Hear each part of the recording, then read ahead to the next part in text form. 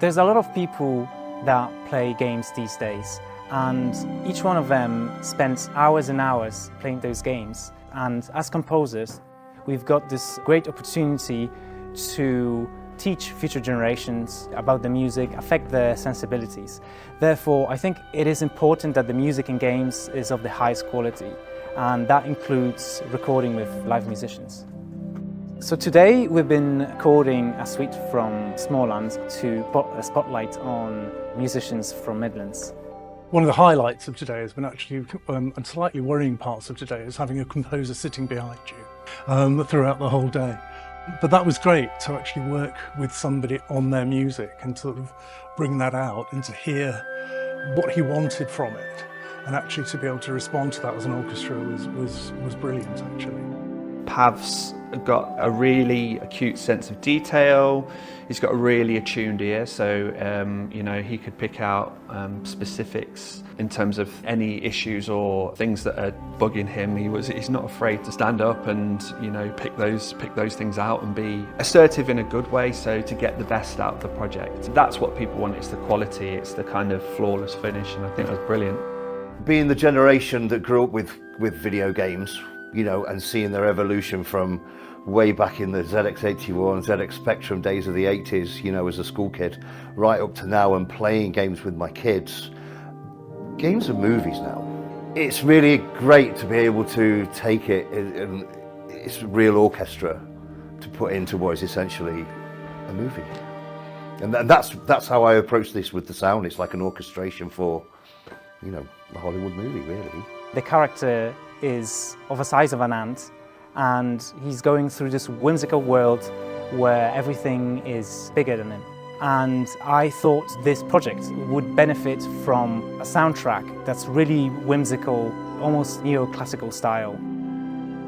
There's a very cinematic, large orchestra vibe to it. I do find influences of serious major composers from history. So I was just saying to the trumpets there, some of it's very Shostakovich.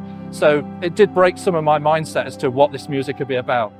It has some very pastoral moments. It's the creation of tension and actually using the sound to create what's going on. I could hear nods to and nuances of Wagner in there. There's definitely some John Williams.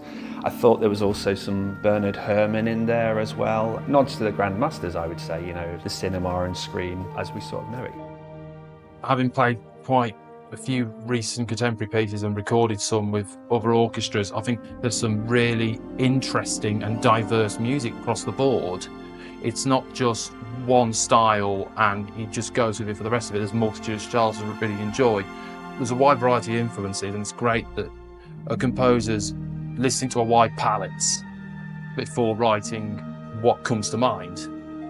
I could hear the playing styles of the different instruments, not, you know, having to adapt to things that aren't necessarily in the real live world. So I think it's very, very ambitious and very well done, actually, very well written.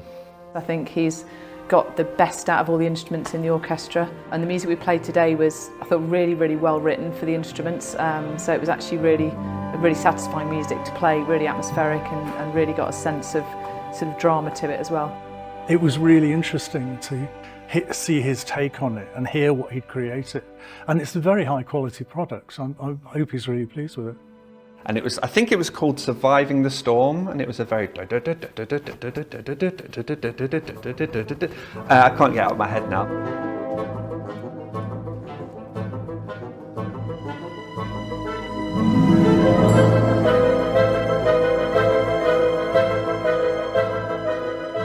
He's a really good musician, and that's no doubt about that, but he's also really a workaholic. He works all the time, every hour of the day, and he's a perfectionist. And I think you can hear from his song, for his music. He's really passionate. He loves his job. We always try to make it better and always ask for our opinion, and yeah, he's good with the team, yeah. He's really pushing the boundaries here, and if he can make it work and incorporate it, and it brings work to people in the area, local area, because I believe it's all about being regional, you know, hats off to him. I applaud, and he has my full support and full attention.